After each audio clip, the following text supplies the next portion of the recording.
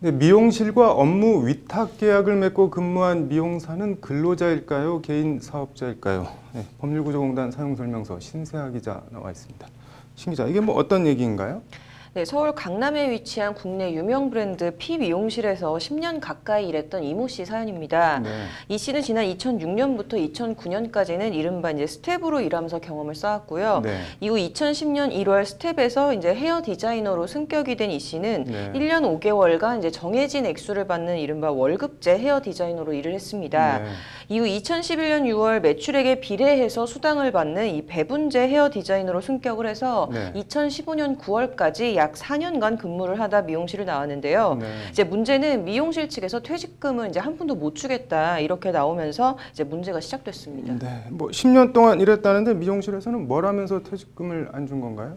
헤어 디자이너는 이제 근로자가 아니기 때문에 퇴직금을 못 주겠다라고 한 건데요. 네. 이 씨와 계약도 이제 근로계약이 아닌 업무 위탁 계약을 했고 또 네. 이 씨가 매출액에 비례해서 수당을 받아간 만큼 개인 사업자로 봐야 한다라는 게 미용실 주장입니다. 네. 네, 이에 이 씨는 이 법률구조공단을 찾아가서 네. 도움을 요청을 했고 공단은 이 씨를 도와서 네. 퇴직금 2,780여만 원을 지급하라는 퇴직금 청구 소송을 냈습니다. 네. 뭐 재판에서 미용실 측은 뭐라고 주장을 한 건가요? 일단은 재판에서는 이 씨가 이제 미용실의 지시 감독을 받는 근로자인지 이제 그런 여부가 쟁점이 됐는데요. 네. 일단은 퇴직금 청구 소멸시효는 3년으로 퇴직한 날로부터 3년 이내에 퇴직금을 받아야 됩니다. 네. 그래서 미용실은 이에 원고가 스텝으로서 일했던 기간은 지시 감독을 받는 근로자로 인정을 할 수 있지만 네. 스텝 기간이 종료된 2009년으로부터 3년이 이제 훨씬 지났기 때문에 네. 퇴직금 소멸시효가 완성이 됐다 이렇게 주장을 한 거고요. 네. 퇴직금 소멸시효가 살아있는 이 배분제 헤어 디자이너로 일한 데에 대해서는 네. 이제 앞서 제가 말씀드렸듯 근로계약서가 아닌 업무 위탁계약을 체결했던 것 네. 그리고 또 이제 고정급여를 제공한 것이 아니라 수입 배분 정산금을 지급해온 점 또 이제 실제 경력 헤어 디자이너들을 별도의 네. 사업자로 등록을 해서 사업 소득 신고를 해온 점 등을 들어서 이 씨를 포함한 이 헤어 디자이너들은 근로자가 아니다라고 주장을 했습니다. 네. 그래서 미용실 측은 또 이제 미용 시술이나 할인 행사 또 이제 마케팅 등 업무 수행에 있어서 경력 헤어 디자이너들이 전적인 재량권을 가지고 있었기 때문에 이제 네. 이 씨는 개인 사업자다 이렇게 주장을 했습니다. 뭐 나름 주장이 탄탄한 것 같은데 공단 측은 뭐라고 맞섰나요?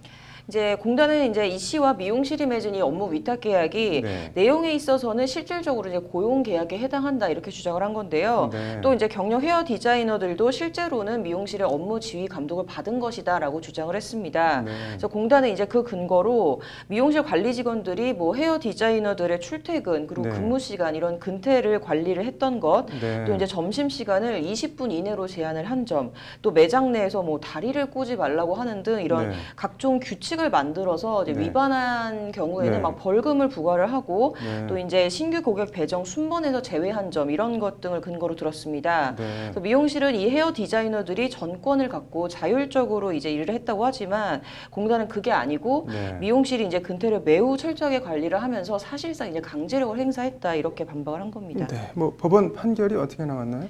제가 공단의 주장을 받아들여서 이제 네. 원고 전부 승소로 판결을 했습니다. 네. 그래서 헤어 디자이너도 근로의 대가인 임금을 받을 목적으로 미용실에 대해 종속적인 관계에서 근로를 제공한 근로자에 해당한다라는 게 재판부 판단입니다. 네. 그래서 재판부는 지급받는 보수가 기본급이나 고정급이 아니라 매출액에 의해 정해지는 성과급이라 해도 네. 근로의 대가인 임금의 성격이 부정된다고 볼 수 없다라고 설명을 했습니다. 네. 뭐 이런 이 씨 같은 경우에 처한 사람이 한둘이 아닐 것 같은데요. 어떤가요? 일단 미용업 종사자 수가 2017년 기준으로 이제 16만 명을 넘어섰습니다.